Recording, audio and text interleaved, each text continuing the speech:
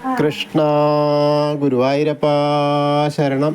ഗുരുവായൂരപ്പൻ്റെ ഉച്ചപൂജയും കളഭാലങ്കാരമൊക്കെ കഴിഞ്ഞു, നട തുറന്നു. അപ്പോൾ നമുക്ക് ഗുരുവായൂരപ്പനെ കാണാൻ പോണ്ടേ? എല്ലാവരും വരൂ കേട്ടോ.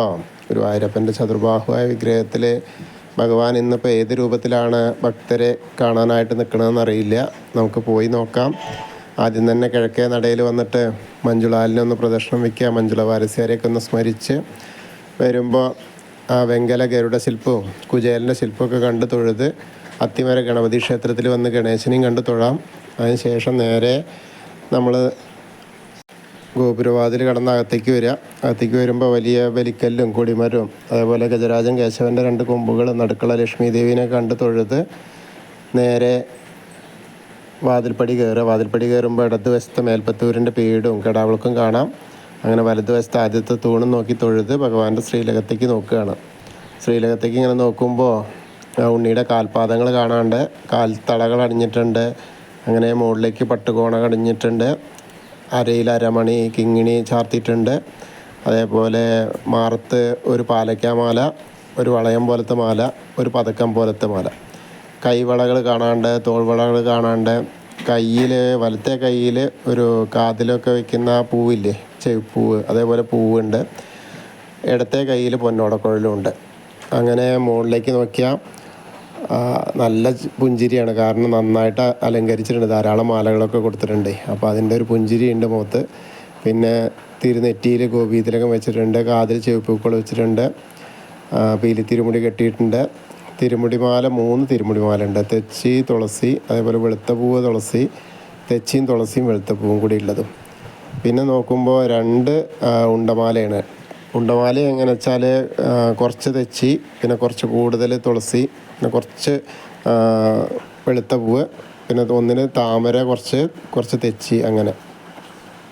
അപ്പോൾ നമ്മളെല്ലാവരും ഭഗവാന്റെ ശ്രീലകത്തേക്ക് നോക്കിയിട്ട് ആ സോപാനപ്പടിയിൽ നിന്ന് കാണുകയാണെന്ന് അങ്ങനെ വിചാരിച്ചോളൂ. നന്നായിട്ട് പ്രാർത്ഥിച്ചോളൂ കേട്ടോ. അങ്ങനെ അവിടെ നിന്ന് ആ കണ്ണനെ കണ്ട് തൊഴുത് നമ്മൾ അവിടെ നിന്ന് ഇറങ്ങിയിട്ട് നേരെ അഗ്നികോണിലുള്ള ബലിക്കല്ലും ഭഗവാന്റെ തിടപ്പള്ളിയൊക്കെ കണ്ട് തൊഴുത് ആലിലെ കണ്ണനെയും കണ്ട് തൊഴാം. പിന്നീട് സപ്തമാതാക്കളെയും കണ്ട് തൊഴുത് ഗണേശനെ കണ്ട് തൊഴാം, പ്രാർത്ഥിക്കാം. ഏകദന്തം മഹാകായം തപ്തകാഞ്ചന സന്നിപം ലംബോദരം വിശാലാക്ഷം വന്ദേഹം ഗണനായകം. അത് കഴിഞ്ഞ് സരസ്വതി അറിയിക്ക് നോക്കുക, സരസ്വതി ദേവിനെ പ്രാർത്ഥിക്കാം. സരസ്വതി നമസ്തുഭ്യം വരദേ കാമരൂപിണി വിദ്യാരംഭം കരിഷ്യാമി സിദ്ധിർഭവതു മേ സദാ. അങ്ങനെ അവിടെ തൊഴുത് പിന്നെ ആ കോർണറിലെത്തിയാൽ ചെറിയ ഗണേശനെ കണ്ട് തൊഴാം. മത്സ്യം, കൂർമ്മ, വരാഹം, നരസിംഹം വരെയുള്ള രൂപങ്ങളൊക്കെ കണ്ട് തൊഴുത് മേശാന്തിൻ്റെ അടുത്ത് നിന്ന് അർച്ചന പ്രസാദമൊക്കെ വാങ്ങി വാമന രൂപം ഗജേന്ദ്രമോക്ഷമൊക്കെ കണ്ട് തൊഴുത് അനന്തശായിയായ അനന്തപത്മനാഭനെയും ആ ഗരുഡാരൂഢനായിരിക്കുന്ന മഹാവിഷ്ണുവിനെയൊക്കെ കണ്ട് തൊഴുത് നേരെ ശ്രീകോവിലിൻ്റെ പുറകുവശത്ത് വന്ന് സാഷ്ടാംഗം നമസ്കരിക്കുക. നമസ്കാരമൊക്കെ കഴിഞ്ഞ് മുകളിലേക്ക് നോക്കിയാൽ ഉഗ്രരൂപിയായ നരസിംഹസ്വാമിയെ കാണാം.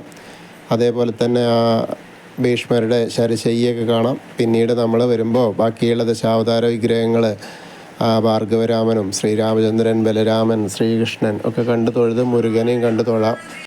പിന്നീട് അങ്ങനെ വന്ന് ഹനുമാൻ സ്വാമിയുടെ അടുത്ത് വരിക. ഹനുമാൻ സ്വാമിയെ കണ്ട് പ്രാർത്ഥിക്കാം. ത്വമസ്മിൻ കാര്യനിര്യാഗേ പ്രമാണം ഹരിസത്തമ ഹനുമാൻ യജ്ഞമാസ്തായ ദുഃഖക്ഷയകരോഭവ മനോജവം മാരുതതുല്യവേഗം ജിതേന്ദ്രിയം ബുദ്ധിമതാം വരിഷ്ഠം വാദാത്മജം വാനരയൂതമുഖ്യം ശ്രീരാമദൂതം ശിരസാ നമാമി. ബുദ്ധിർബലം യശോധൈര്യം നിർഭയത്വം അരോഗത അജാഡ്യം വാക്പടുത്തം ഹനുമസ്മരണാത് ഭവേത്. ഓം നമോ ഭഗവതേ ആഞ്ജനേയായ മഹാബലായ സ്വാഹ.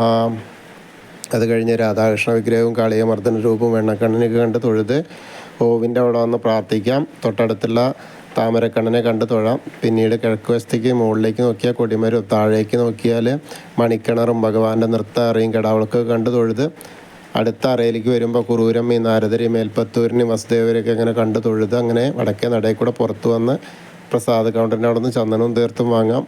അതിനുശേഷം ഇടത്തരികത്ത് കാവിലും ഭഗവതിയെ കാണാനായിട്ട് പോവാം. അങ്ങനെ അമ്മയുടെ അടുത്തെത്തി അമ്മയെ കണ്ട് പ്രാർത്ഥിക്കാം.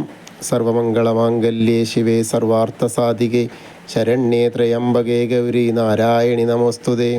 അങ്ങനെ അവിടെ തൊഴുതതിന് ശേഷം നേരെ ആ കോർണറിലെത്തിയാലേ വടക്ക് പടിഞ്ഞാറ് ഭാഗത്തേക്ക് നോക്കി തിരിഞ്ഞു നിന്ന് മമ്മിയൂരപ്പനെ മനസ്സിൽ വിചാരിച്ച് നമശിവായ നമശിവായ നമശിവായ എന്നുള്ള പഞ്ചാക്ഷരി മന്ത്രം ജപിക്കുക. അപ്പോൾ മമ്മിയൂരപ്പൻ്റെ അനുഗ്രഹം നമ്മളിലേക്ക് എത്തും. പിന്നെ ആ കൊടിമരത്തിൻ്റെ അവിടെ വന്ന് വീണ്ടും ഭഗവാന്റെ ശ്രീലകത്തേക്ക് നോക്കിയിട്ട് ആ ഉണ്ണീനെ കണ്ട് തൊഴുത് നമസ്കരിക്കാം. പിന്നീട് കൂത്തമ്പലത്തിലും വന്ന് തൊഴുത് നമസ്കരിക്കാം. പിന്നീട് അയ്യപ്പസ്വാമിയെ കാണാം, തൊഴാം, പ്രാർത്ഥിക്കാം. ഭൂതനാഥ സദാനന്ദ സർവഭൂതദയാപര രക്ഷ രക്ഷ മഹാബാഹു ശാസ്തേ സ്തുഭ്യം നമോ നമ. അതിനുശേഷം പടിഞ്ഞാറ് നടയിൽ വന്നിട്ട് ദീപസ്തംഭത്തിന് മുകളിലുള്ള വേണുഗോപാലിനെയും കൊടിമരത്തിൻ്റെ മുകളിലുള്ള ഗരുഡധ്വജനെയും കണ്ടു തൊഴുത് പടിഞ്ഞാറ് നടയിൽ കൂടെ പുറത്ത് വന്ന് രുദ്രതീർത്ഥക്കുളത്തെ പ്രദർശനം ചെയ്യുക. പ്രദർശനം ചെയ്യുമ്പോൾ നടുക്കിലേക്ക് നോക്കിയാൽ കാളിയമർദ്ദന രൂപിയെ കണ്ടു തൊഴാം. പിന്നീട് അങ്ങനെ നാരായണാലയത്തിൽ വന്നിട്ട് പൂന്താനം തിരുമേനി പൂജിച്ചിരുന്ന ആ ഉണ്ണിക്കണ്ണൻ്റെ വിഗ്രഹം കണ്ട് തൊഴുത് നമ്മൾ ഭഗവതി നടയിലും കിഴക്കേ നടയിലും വന്ന് തൊഴാം. പിന്നീട് തെക്കേ നടയിലേക്ക് വന്ന് കൂവളത്തെ പ്രദർശനം ചെയ്യാം. പ്രദർശനം ചെയ്യുമ്പോൾ ആ മഹാദേവനും പാർവതീ ദേവീനെയൊക്കെ മനസ്സിൽ വിചാരിക്കുക. അപ്പോൾ അവരുടെ അനുഗ്രഹം നമ്മളോടൊപ്പം ഉണ്ടാവും. അപ്പോൾ നമ്മൾ ഇന്നത്തെയും ഗുരുവായൂരപ്പൻ്റെ ഉച്ചപൂജയും കളഭാലങ്കാരമൊക്കെ കണ്ടു തൊഴുതു. എല്ലാവർക്കും ആ ഗുരുവായൂരപ്പൻ്റെ അനുഗ്രഹം ലഭിക്കും. കൃഷ്ണായ വാസുദേവായ ഹരയേ പരമാത്മനെ പ്രണതക്ലേശനാശായ ഗോവിന്ദായ നമോ നമ. ഹരേ കൃഷ്ണ. ഗുരുവായൂരപ്പാ ശരണം.